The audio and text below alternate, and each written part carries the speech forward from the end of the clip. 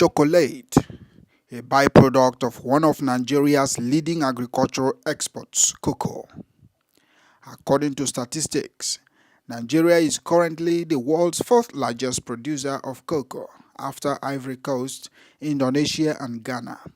As of 2016, Nigeria exported over $292.7 billion worth of cocoa. In fact, between April and June 2018, cocoa exports accounted for 40% of Nigeria's agricultural exports, according to figures from the National Bureau of Statistics. Ironically, more than 80% of chocolate consumed in Nigeria are imported. But that narrative is being challenged by a young female entrepreneur, Femi Oyedipe, who has turned her passion for chocolate into a business by establishing Nigeria's first chocolate factory, Luscious Chocolate. My name is Femi Oyedipe, and I'm the CEO, co-founder of Loshes Chocolates. We started Loshes Chocolates to fill a gap in the cocoa producing value chain in Nigeria. We realized that most of the cocoa that we produce in Nigeria is exported, and then we import chocolates, either for consumers or also to meet the needs of the baking industry. So Luscious Chocolate decided that, do you know what? Let us fill this gap. Let us add value to our current value chain, and then begin to showcase Nigeria as a chocolate country globally. Yo, what up, ladies and gentlemen? It's your favorite boy, I'm Shine. Okay, Mr. Song is the Kingmaker. If we're not that. Leo the Silver. Fanika. Angel. Always download Bounce News. Bounce News. Bounce News app from The Google Play Store. and the Apple Store. It's fun. Keep bouncing.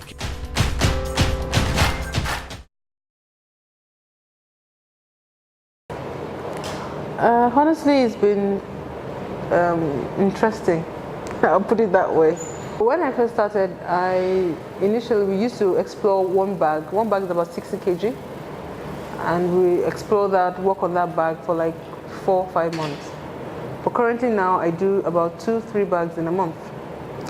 Now that is about like 180 kilos of cocoa beans, and which typically gives you about close to 4,000 bars. So from the point of where I started, where I was making like in a month maybe 20 bars, now I've grown to about 2,000, 3,000 bars. I would say I'm still going through a lot of challenges, but our greatest challenge is one, power, because we need to grind.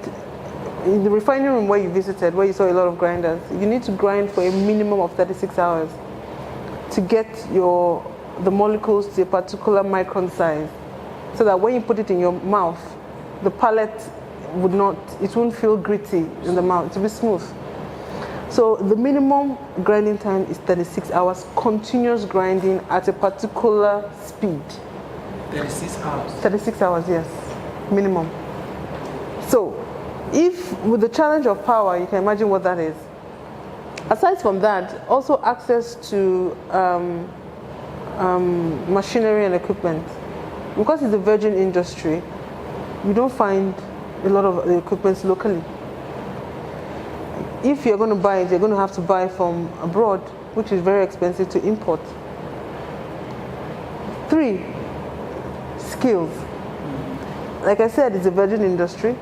So the skill required, even in terms of maintenance of the machinery, you cannot find. The skill required in terms of even processing is limited.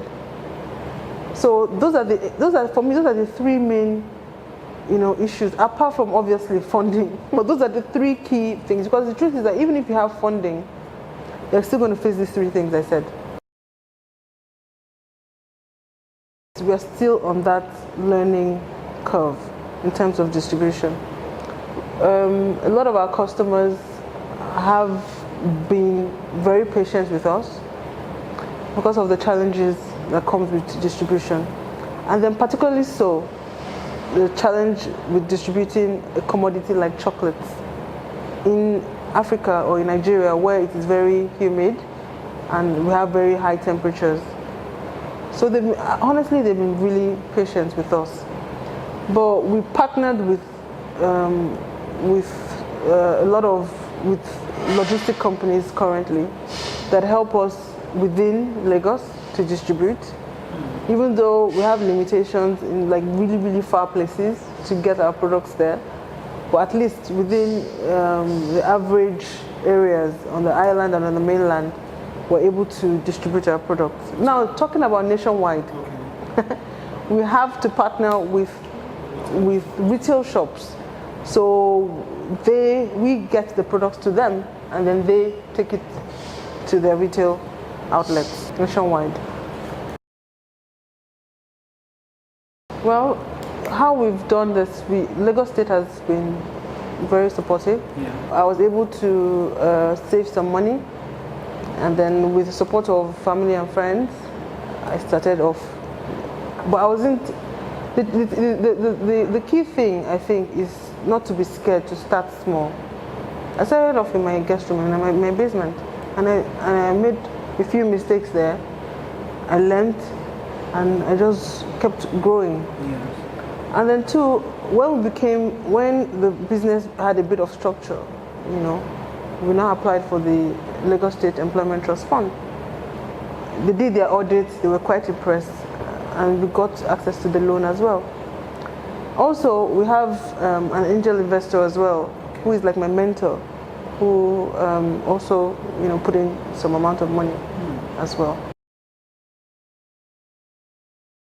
Coming to Lekki, we're closer to who our target audience may be. It was still a gamble. Like in everything in life, it's still a gamble. But we felt, okay, if we brought the factory here, there's more of an experience of what the brand is about.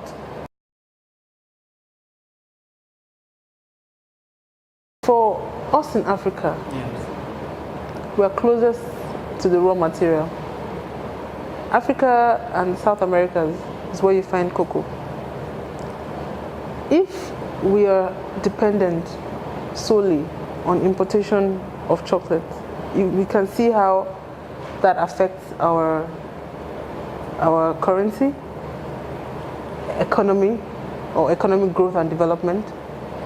So it is important that we not only leave it at the point of raw material stage, we need to add some sort of value. And then so that we can even begin to earn forex. That strengthens the economy. That strengthens our currency. So I would say that, we need to start from somewhere, honestly. These companies that do the highly commercialized chocolates, they've been there for years. They understand the game. They are more knowledgeable than we are. But we are closer to the raw material. So that should make a difference.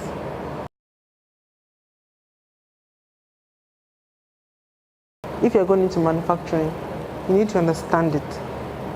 You need to understand the product, understand how you're going to go about even producing that product.